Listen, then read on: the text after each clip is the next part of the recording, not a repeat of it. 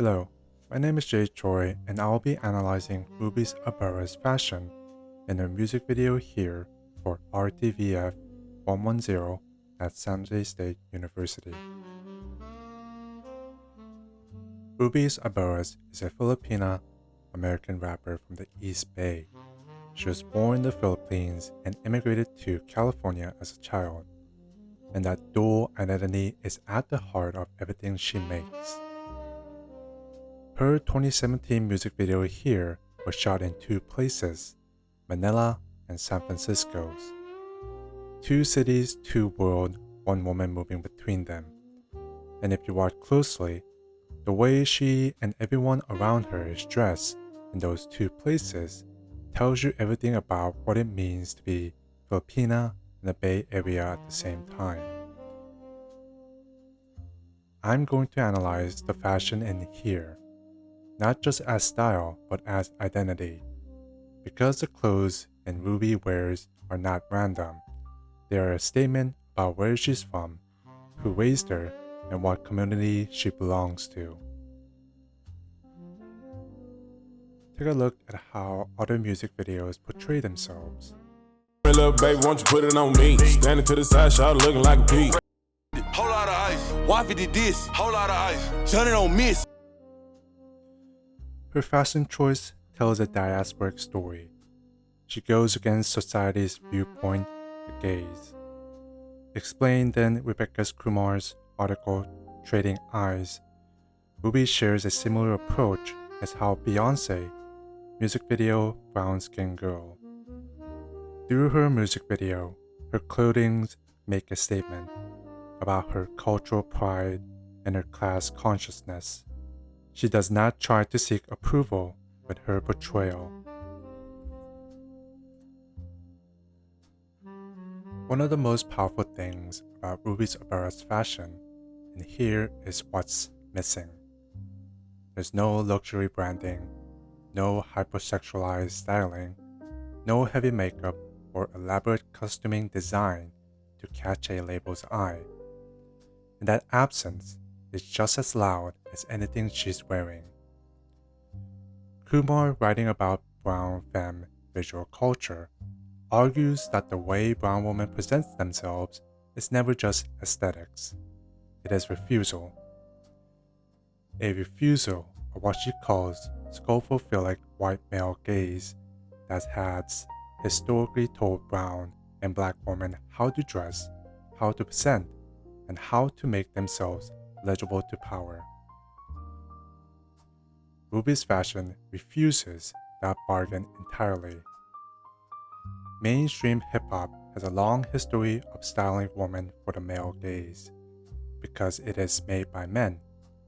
Hypersexualized, heavily produced, dressed for spectacles, Ruby walks into that tradition and quietly rejects it.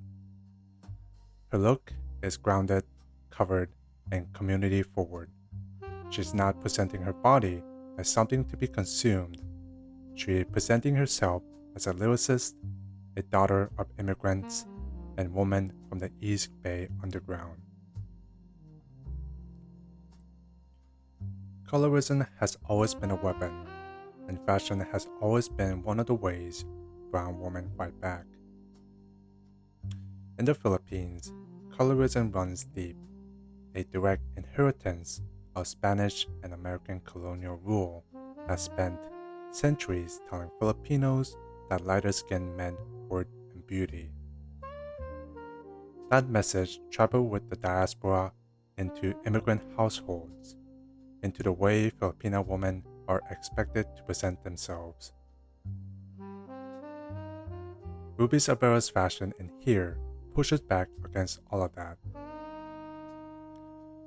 Asian woman in Western media has long been reduced to a narrow stereotype: delicate, soft, feminine, decorative, the exotic object. Ruby wears none of that. Her silhouette is oversized and masculine coded. Her styling is grounded and hip-hop rooted. She takes up space the way a rapper takes up space, not as an object to be consumed, but as a present to be reckoned with. Scholar Rebecca Kumar argues that brown femme visual culture signifies brownness, taking what colonialism constructed as inferior and making it proud and legible on its own terms. Ruby does exactly that. Her fashion says, "I'm not here to be soft for you." In here, Ruby Ibarra moves between two worlds, Manila and the Bay Area.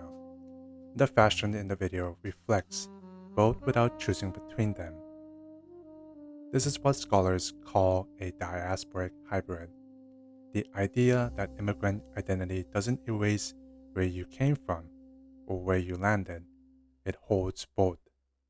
And in Ruby's case, that hybridity shows up directly in how people are dressed across the two settings in this video. But here's what's interesting about Ruby specifically. She doesn't need a traditional balang or a traditional Filipino garment to signal her cultural roots. Her Bay Area streetwear, the oversized tee, the baggy fit, the everyday casual clothing, function as its own kind of traditional garb. The clothing of immigrant families who came to the Bay and built community through labor, through hip-hop, through showing up every day. Kumar talks about how brown femme style carries maternal inheritance. The idea that what you wear carries the story of the woman who raised you. Ruby's clothes carry that. Her mother came from the Philippines with an accounting degree and ended up welding in a factory. Her everyday clothing wasn't fashion, it was function. And Ruby honors that. Her streetwear is a direct homage to the working class immigrant story. So when Ruby steps on screen in a simple oversized fit, she isn't underdressed. She is paying tribute. Her clothes are her traditional garb. Her neighborhood is her homeland. And the Bay Area streetwear tradition is her cultural inheritance, worn proudly, carried forward. When you step back and look at everything Ruby Ibarra is wearing in here, one thing becomes clear. None of it is asking for your approval. Ruby is not dressing to be accepted by the mainstream. She is not softening her presentation for a label, for a camera, or for anyone outside her community. Every choice, the oversized fit, the masculine silhouette, the working class streetwear, is not there to look good for someone else. It is there to look back. Her fashion looks back at the Philippines. It looks back at the East Bay. It looks back at her mother, who crossed an ocean and worked with her hands so Ruby could stand in front of a camera and rap in 3 languages. It looks back at every Filipina woman who was told to be smaller, softer, or more palatable. By refusing to dress for approval, Ruby Ibarra does something quietly revolutionary. She pays homage to her heritage. She honors her community, and she reminds every brown girl watching that you do not have to shrink yourself to be seen. You just have to show up exactly as you are.